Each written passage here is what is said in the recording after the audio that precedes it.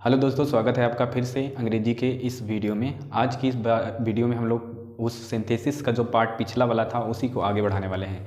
Synthesis में हमने पढ़ लिया था पहला सिंपल सेंटेंस से सिंपल सेंटेंस बनाना। आप लोग उसको कई बार रिवाइज करिए, जब तक आप नहीं करेंगे ये कभी तैयार नहीं होगा, उसे कई बार पढ़िएगा। और दूसरी बात, ये हमारा जो सेंटेंस है सिंथेसिस का मतलब दूसरा जो हमारा सेगमेंट है ये वाला, ये है हमारा सिंथेसिस का simple sentence to compound sentence. इसको समझने के लिए हम एकदम सिंपल सी एक ट्रिक देंगे और उस ट्रिक के आधार पर आपको समझना है। सिंपल सेंटेंस से कंपाउंड सेंटेंस समझने की कोशिश करते हैं। देखिए, सिंपल सेंटेंस से कंपाउंड सेंटेंस बनाने के लिए हमारे पास देखिए कंपाउंड सेंटेंस किसे कहते हैं। तो कंपाउंड सेंटेंस क्या है, जैसे मान लो कि एक वाक्य यहाँ है, एक वाक्य यहाँ है। इन दोनों वाक्यों को कोनो शब्द के साथ हम क्या कर देंगे, जोड़ देंगे। कोई भी एक शब्द होगा उस शब्द से जोड़ देंगे, इसी को बोला जाएगा कंपाउंड सेंटेंस। और वो कौन कौन से हैं हमारे कंपाउंड सेंटेंस को जोड़ने वाले जो शब्द, उन शब्दों को हमको याद रखना है। एकदम आसान है, इससे आसान कुछ भी नहीं हो सकता। बस आराम से बैठ करके इसे देखिए, आपको खुद ही समझ में आ जाएगा कि सिंपल सेंटेंस से कंपाउंड सेंटेंस बनाने का कितना आसान सा रूल है। ठीक है, एक रूल है वो हम लोग एक ट्रिक याद करेंगे। वो ट्रिक है हमारी क्या, FANBOYS, फैन बॉयस। ये F का मतलब क्या, F का मतलब होता है फॉर। A का मतलब क्या होता है, तो A का मतलब होता है एंड। N का मतलब क्या होता है, N का मतलब होता है नॉर। B का मतलब क्या होता है, B का मतलब होता है बट। O का मतलब क्या होता है, तो O का मतलब होता है और, या तो इसी का होता है अदरवाइज, और या तो अदरवाइज। Y का मतलब क्या होता है, Y का मतलब होता है एट। S का मतलब क्या होता है, एट का मतलब होता है सो। हमें ये याद रखना है कि F का मतलब फॉर, A से एंड, N से नॉर, B से बट, O से और या अदरवाइज, Y से एट और S से सो। अगर ये हमें याद हो गया तो हमारा कंपाउंड सेंटेंस भी याद हो गया, मतलब हम लोग अब आसानी से बना सकते हैं। जैसे एक सेंटेंस रहेगा, सेंटेंस ये है कि I am a teacher, full stop. एक वाक्य हो गया, I am a doctor, full stop. दो वाक्य हो गए। अब ऐसे ही वाक्य एग्जाम में दिया होगा, हमें क्या करना है, हमें इन दोनों वाक्यों को जोड़ना है। अब जोड़ने से पहले हम आपसे ये समझना चाहते हैं कि क्या आपको इसका हिंदी में अर्थ आता है समझ में। अगर आता होगा तो हम इसमें से सर्च कर लेंगे कौन सा हमें जोड़ना है, कौन से शब्द से। लिखा है आई एम ए टीचर, मैं एक अध्यापक हूँ। दूसरा लिखा है आई एम ए डॉक्टर, मैं एक डॉक्टर हूँ। अब इस दोनों शब्द वाक्यों में, I am a teacher and I am doctor में दोनों एक ही व्यक्ति हैं। तो इसमें हम इस वाक्य को ऐसे बोल सकते हैं, I am a teacher, I am a doctor, मैं एक अध्यापक और डॉक्टर हूँ।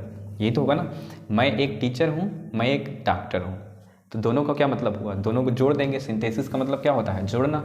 तो हम जोड़ करके क्या बोल देंगे सिंपल वाक्य में, मैं एक अध्यापक हूँ और मैं एक डॉक्टर हूँ। ऐसा बोलेंगे तो थोड़ा सा बड़ा लगेगा, मैं एक अध्यापक और डॉक्टर हूँ। सिंथेसिस का मतलब यही होता है कि बड़े बड़े वाक्यों को हमें छोटे से वाक्यों में व्यक्त करना होता है, ठीक ना। और वो भी जो अर्थ होना चाहिए वो सही अर्थ होना चाहिए, सही तरीके से, वो सिस्टमाइज तरीके से होना चाहिए। ऐसा नहीं कहीं से भी कुछ भी हम जोड़ दें। तो इससे ये देखिए हम कैसे जोड़ते हैं। आई एम ए टीचर, तो हम कहेंगे आई एम ए टीचर, पहले वाले में कुछ नहीं करना है। अब क्या लग रहा है, और शब्द हमने हिंदी में जोड़ा था, तो और के लिए हमारा ये दूसरा वाला हो जाएगा, तो हम लगा देंगे एंड। अब एंड लगा दिए तो आई एम ए तो यहाँ पर पहले लगा ही दिया है, आई एम ए यहाँ लगा है तो इसे हटा देना है और डॉक्टर बन जाएगा, सिंपल सा, full stop. I am teacher and doctor, मैं एक टीचर और डॉक्टर हूँ। ओके, और भी कर सकते हैं ऐसे ही वाक्य। जैसे हम कहें कि he is old, okay, he is old, he can run fast.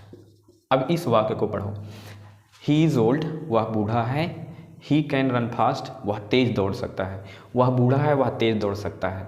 दोनों वाक्य को एक वाक्य में बोलना है, मतलब स्टॉप नहीं करना है। इसमें तो स्टॉप हुआ, ही इज़ ओल्ड, वह बूढ़ा है, ही कैन रन फास्ट, वह तेज़ दौड़ सकता है। लेकिन इस दोनों वाक्य को हम जोड़कर ऐसे बोलेंगे, वह बूढ़ा है लेकिन तेज़ दौड़ सकता है। अब कौन शब्द लगा करके हमने जोड़ा, यही शब्द को हिंदी में हमको पहले समझना होगा कि हम कौन सा शब्द लगा करके जोड़ें कि हमारा वाक्य जो है खूब बढ़िया से, अच्छे तरीके से, सिस्टमाइज तरीके से बन जाए। तभी उसके बाद हम इसमें सर्च कर पाएंगे कि कौन सा हम लगाएं। तो यहाँ पर हमें लग रहा है ही इज़ ओल्ड, वह बूढ़ा है, ही कैन रन फास्ट, वह तेज़ दौड़ सकता है। तो दोनों को हमने जोड़ा, वह बूढ़ा है और वह तेज़ दौड़ सकता है, मतलब एंड भी इसमें लग जाएगा।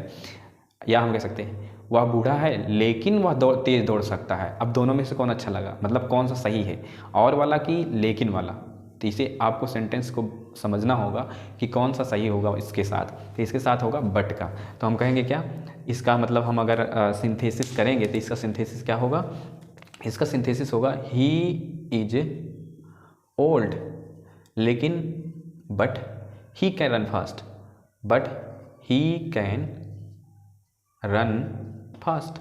इस तरीके से हम एक वाक्य को जोड़ सकते हैं। ऐसे ढेर सारे वाक्य होंगे जिसका हम पढ़ने के बाद पता चल पाएगा। ठीक है, देखो यहाँ पर एट का भी प्रयोग कर सकते हैं। कैसे, ही इज़, एट माने होता है फिर भी। अच्छा, मैं सबकी हिंदी भी बता देता हूँ, बताते चलता हूँ। इसकी मतलब होता है हिंदी फिर भी, अदरवाइज का मतलब होता है अन्यथा, या तो या, मतलब और का मतलब या होता है, और सो का मतलब होता है इसलिए, और क्या बचा, बट का मतलब तो बता ही दिए लेकिन होता है, नॉर का मतलब होता है ना तो, और एंड का मतलब तो और होता ही है, और फॉर का मतलब होता है के लिए या से भी होता है, फॉर के लिए या से, दो मीनिंग होती है इसकी।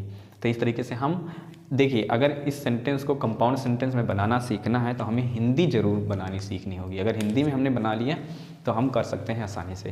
तो ठीक है, ये कंपाउंड सेंटेंस हो गया, सिंपल सेंटेंस, कंपाउंड सेंटेंस। अगली वाली जो वीडियो होगी हम उसमें कॉम्प्लेक्स सेंटेंस के बारे में बता देंगे।